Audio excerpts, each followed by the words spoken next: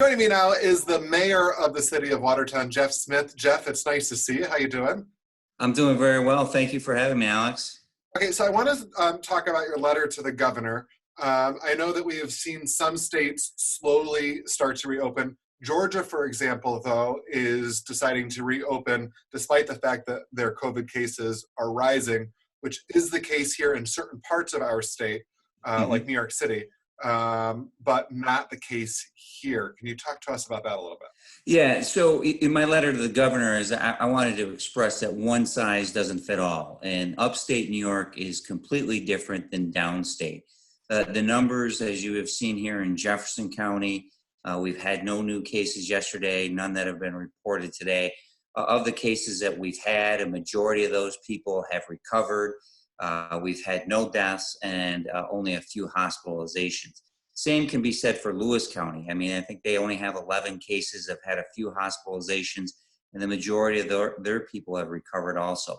So upstate New York is different than downstate. We just haven't seen the devastation that they have downstate. I still encourage and think people that need to do the social distancing, wear the mask, the hand sanitation, but we can start to ease the restrictions in a reasonable manner here in upstate New York.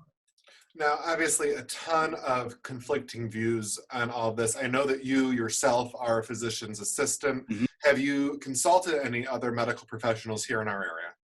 Yeah, so I on a daily basis am discussing issues with medical providers throughout the North Country, whether that be people I work with at SUNY Upstate, my wife who's a PA, or people here in infectious disease, or people at various institutions. And everybody stresses, yes, we have to be cautious, we have to be careful, but a complete shutdown, really just doesn't make any more sense here in Northern New York. For example, going to get your hair cut one-on-one, maintaining wearing a mask, or, and other people not being in the salon at a time versus people at Walmart or a grocery store. Why can't you go to get your hair cut? Thank God the governor reversed the idea, and in my letter was about marinas. It just didn't make sense, again, not to be able to have marinas. Or limited use of car dealerships being open, of scheduled appointments, of showing cars. So there are ways that we can start to open the economy that is with responsible social distancing, responsible use of personal protective equipment, hand sanitation, all of the responsible stuff. That will allow us to get the economy up and running again, which we need. Even restaurants. I think that if restaurants were to ease into back opening up, maybe at 50% occupancy, seating at every other table, we have to recognize the other side of the coin, and that's the economic side. Elective surgeries, which I understand the governor is going to start to do. I put that in my letter of whether he starts out at 25% of outpatient surgeries or 50% capacity, but all sterile environments, people that know how to use PPE.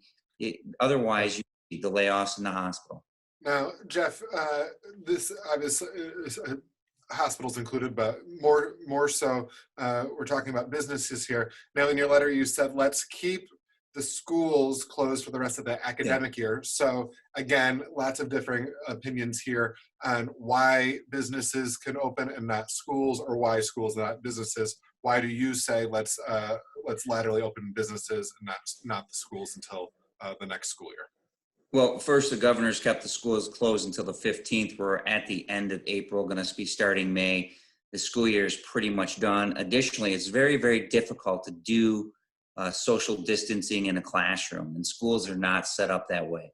The governor's argument that schools should remain closed, will businesses remain closed? Well, that doesn't apply, and his concern is that doesn't make sense because in the summertime schools are closed and businesses are still open. So my recommendation was, why don't you start the summer programs, the daycare programs, the programs now that aren't as full as a regular school classroom, gymnasium, or schools themselves. So start the summer programs up now. A lot of parents work in the summer. and their kids are off and they make those arrangements. I think delaying that any further of just saying that schools is just putting more hardship on people. So I'm of the opinion is going back to school where you can't social distance, where kids aren't going to be wearing masks or anything. That's a higher risk than having them off and at home now where they are in the summertime. Sure. And then lastly, let's end on this. Now, we obviously in the national media are seeing a ton of difficulties between the state level government to the federal level government. Mm-hmm. And now we have this letter from our city mayor going to the state level of the governor. How are the relationships there? And is our city getting what we need here? Well, I think that the governor's been consumed, and I think initially he's done a great job. And I'm not going to argue that he hasn't done a good job where the outbreak was and down in New York City, and he's really worked hard at that.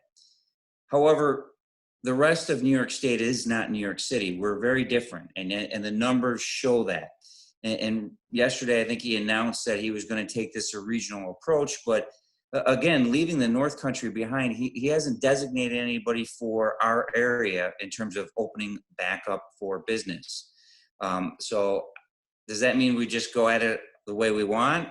In the other areas of the state out in Buffalo, Rochester area, where they have somebody designated to help them out, they have to do it under that designation. So he just he's done a great job in New York City and for the state in general, but it's now time to start opening up New York State and recognizing that we're not the same as New York City. Doing it in a responsible fashion. I hope that he hears us. I hope he listens to us. Again, I'm looking forward to a response to my letter also. I know I forwarded it to a lot of his aides, and I'm sure that I'll be getting a response sometime. Great. Well, Jeff, I know that you are very busy, so thank you very much for taking the time to talk with us. I hope that you and your wife, Millie, stay safe and healthy, and we'll talk to you soon. Well, thank you very much. Have a great